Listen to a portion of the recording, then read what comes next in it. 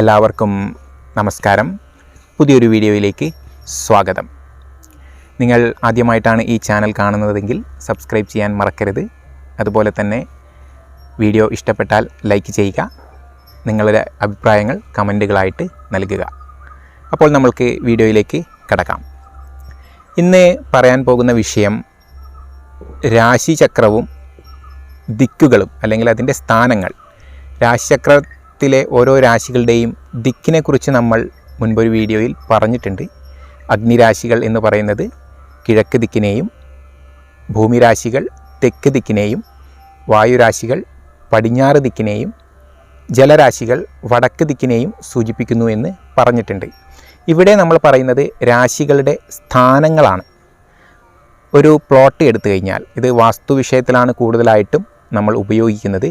ഒരു ഭൂമിയുടെ ഒരു പ്ലോട്ട് എടുത്തു കഴിഞ്ഞാൽ അതിൻ്റെ ഓരോ ദിശയിലും ഏതേത് രാശികളാണ് ഉള്ളത് എന്നതിനെക്കുറിച്ച് നമ്മൾക്ക് ഇന്ന് പഠിക്കാം. ഇത് വളരെ ബേസിക് ആയിട്ടുള്ള കാര്യമാണ്.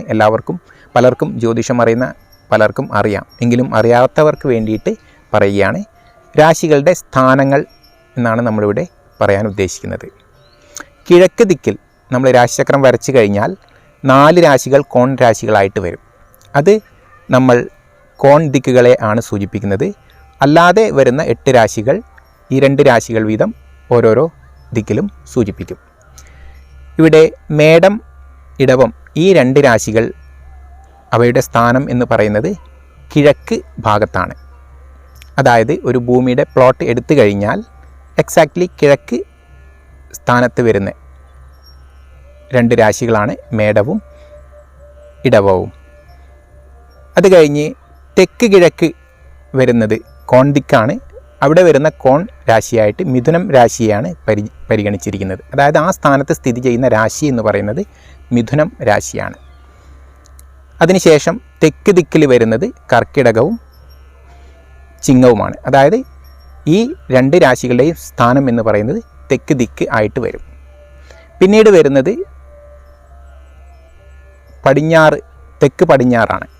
തെക്ക് പടിഞ്ഞാറ് കന്നിമൂല എന്നൊക്കെ നമ്മൾ പറയും. അവിടെ കന്നി രാശിയുടെ സ്ഥാനമായതിനാലാണ് നമ്മൾ കന്നിമൂല എന്ന് പറയുന്നത്.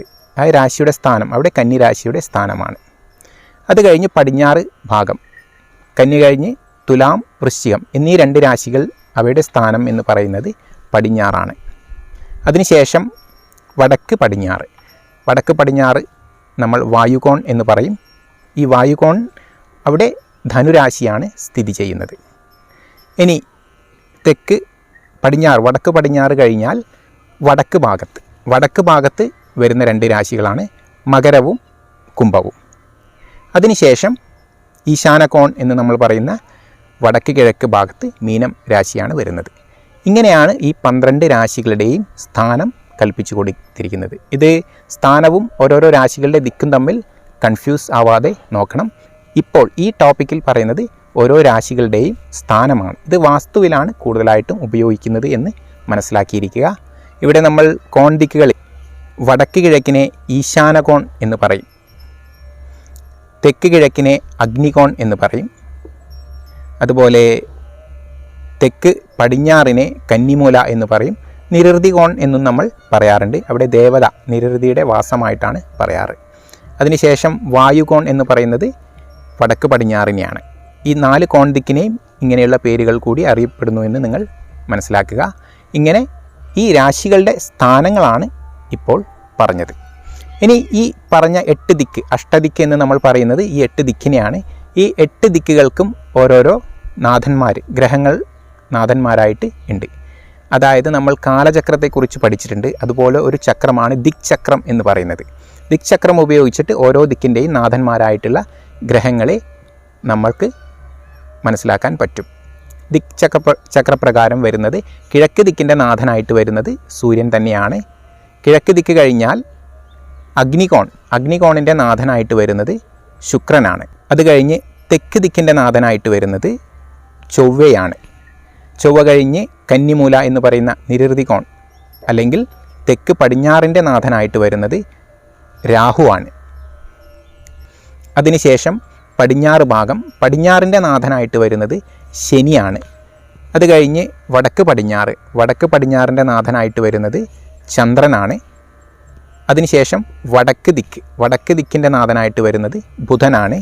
അവസാനമായിട്ട് ഈശാനകോൺ എന്ന് പറയുന്ന വടക്ക് കിഴക്കിൻ്റെ നാഥൻ വ്യാഴമാണ്. ഇങ്ങനെയാണ് നമ്മൾ ദിക്ചക്രത്തിൽ ഓരോരോ ദിക്കിൻ്റെയും നാഥന്മാരായിട്ട് ഗ്രഹങ്ങളെ കൽപ്പിച്ചു കൊടുത്തിരിക്കുന്നത് എന്ന് മനസ്സിലാക്കുക.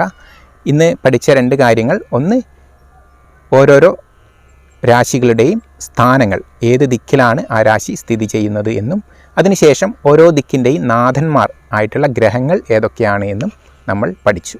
വാസ്തുവിലാണ് ഈ ധാരണ അല്ലെങ്കിൽ ഈ കൺസെപ്റ്റ് വളരെ കൂടുതൽ ഉപയോഗിക്കാറ്. എങ്കിലും നമ്മൾക്ക് ചില സന്ദർഭങ്ങളിൽ ആവശ്യം വരും എന്നുള്ളത് കൊണ്ട്, അടിസ്ഥാനപരമായിട്ടുള്ള അറിവ് ആയതുകൊണ്ട് ഞാൻ ഇവിടെ പറഞ്ഞു എന്ന് മാത്രം. ഇന്നത്തെ വീഡിയോയിൽ ഈ കാര്യങ്ങൾ വളരെ ഭംഗിയായിട്ട് പറഞ്ഞിട്ടുണ്ട്.